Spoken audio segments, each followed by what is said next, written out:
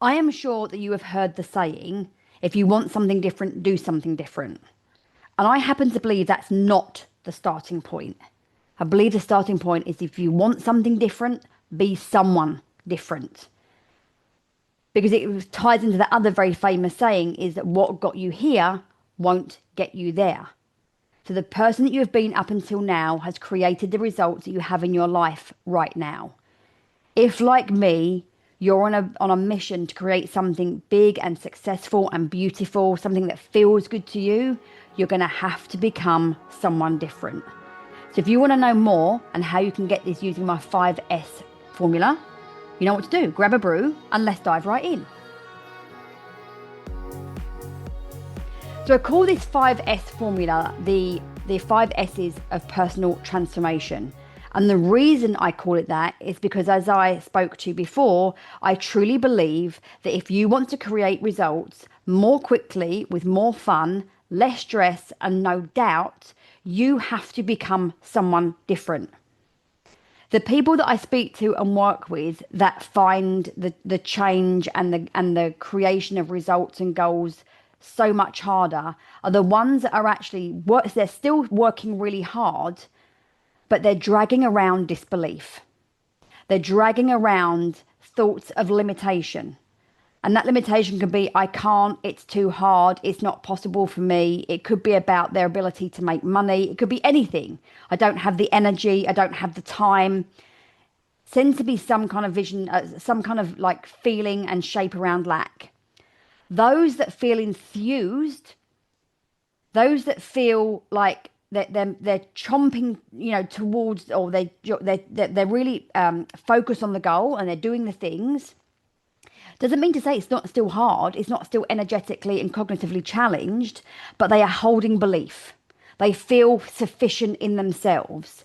They know that by law of averages, if they keep taking action in belief, that they will create results. And that's the difference. So who you be is what you create.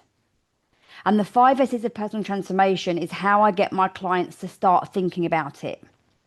So if you can, in your mind's eye, I want you to start off with imagining you have a circle and it's split into 3 triangles. You know, like the Trivial Pursuit board. We've got 3 triangles. And we're going to go through the 3 triangles first. So the first triangle is space. Lots of people are going to try and create something new without creating space for it. What do you need to let go of in your life? What thoughts? What behaviors, habits, people, circumstances? Maybe it's just something as simple as a physical mess in your environment that takes up too much space in your head. But you have to create space.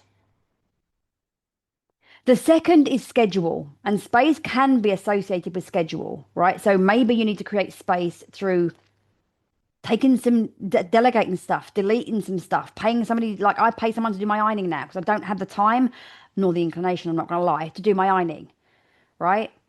So when we're scheduling, you might also want to put space in your schedule for relaxation, for fun, for your relationships, for your partner, for your children, for your family, for your hobbies, for your health. All these things should go into your schedule. The one most common kickback I get from the schedule is people like, I want to fly by the seat of my pants. Like, I want to have space. Put space in your schedule. Because I see way too many people that tell me that. And because they don't use a schedule, their work bleeds into every area of their life and they don't actually get time off.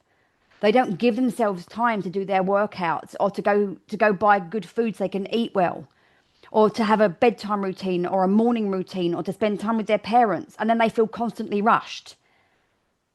Your freedom is in your schedule. Your values are in your schedule. You get to decide what you put in your schedule first. If it's not scheduled, it often doesn't get done. And what I like to see my schedule as is a visual representation of what's actually important to me. It also keeps me focused on what's important, what's going to move the needle, instead of trying to do all the things all the time. Narrowing down to move faster, more cleanly. So space and schedule are really quite interlinked. And so is the third piece, which is support. Oh my goodness. I know for myself, I have found asking for help in the past incredibly difficult. And it actually took losing my dad to start asking my husband for more emotional support. Not that he never wanted to give it, it's just that I wouldn't ask for it. I would rather cry in the shower on my own than cry in front of him and say, like, I'm not having a good day. And losing my dad completely changed that. Like, it was that was a really good thing for our relationship. And then another thing that's changed for me recently is I took on quite a big corporate contract, which meant that I tripled my coaching hours. And I just said to my husband and my daughter lives at home, right, I'm not available for doing all these things anymore. And that's changed. And I haven't backed down on that. And so I get more help around the house. So support is huge. And support is about how can you create more space on your schedule by delegating things, paying for things, deleting things.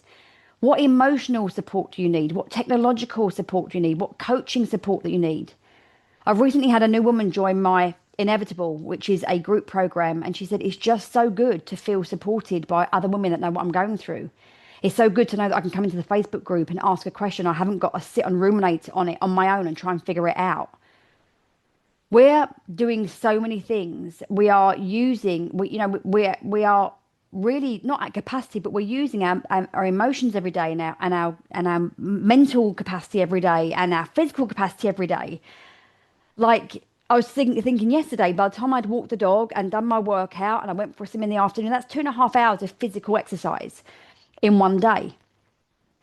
And, you know, it's not like it's a lot. So I'm asking you to think about what support do you actually need? Where do you feel like you're constantly being stretched? And what does it look like to ask for support there? Get specific. Because if people really want to support you, they really will, but you might just have to ask and stop expecting people to kind of reach out and support. And if you don't know what support you need, then you need to support yourself by sitting down and really thinking about where are the holes in my bucket? Where do I bleed energy? Where do I feel most depleted? Where do I feel most joy? Start to join the dots. Play detective. So now I want you to imagine that around that circle with those three triangles, you're going to draw another circle. And that circle is your standards. Ooh, I love this word. Raise your standards. The first time that I did this, and I didn't know I was doing it at the time, was raising my standards around the kind of relationship that I wanted to have. It started when I very first got together with my husband. So we've been together like 20 years now, but we had a very, I don't know how to describe it. Clandestine relationship would probably be the best description. But anywho, that's way too long a story to share here. But what I realized was very quickly that if I carried on in the relationship as I was carrying on, he was probably going to leave me anyway. So I had to raise my standards about how to behave, but I also raised my standards about what I expected in my relationship. And that has been something that I've carried on for the last 20 years. Periodically, particularly when I've gone and up leveled my training, my standards rise. And I have a conversation and we talk about, okay, what does it look like now? Raise your standards for how you show up for yourself. Raise your standards for how you think and talk about yourself. Raise your standards for the sleep that you get, for the food that you eat, for the friends that you hang around with, for how you use your downtime, for how you speak to your partner and your children. Raise your standards. I can't tell you how important this is, and I don't care even how you phrase it. I love the word standard because if I was coaching somebody and I was doing kick-ass like cognitive coaching, I'd be saying to them, is that the standard that's going to give you the life that you want?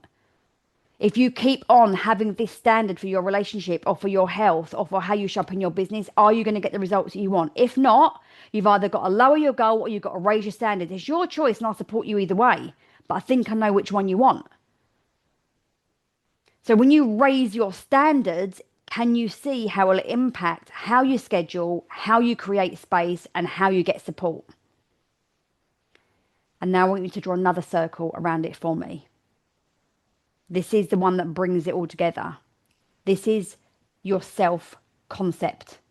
This is who you be. Your self-concept will drive your standards. All of these 5 things, they interplay with each other. If you don't know who you are and who you need to be to create these results that you want to have, how can you possibly set the standards around that? And if you don't have your standards, how do you know what to put in your schedule? How do you know where you need space? How do you know where you need support?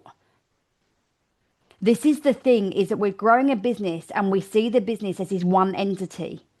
But the business is an expression of you. It's an extension of you. And your business can only grow as much as you do. I'm just getting this vision right now of when we breathe and all these things that have to work together at the same time to make us breathe. It isn't just about taking oxygen, like breathing in and filling up our lungs. Our intercostal muscles have to work to expand our ribs, to create the volume in our chest.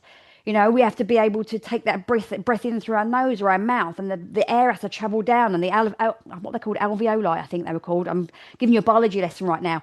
But there is so many thousands of things that have to happen at the same time unconsciously to allow you to breathe, and your business is the same.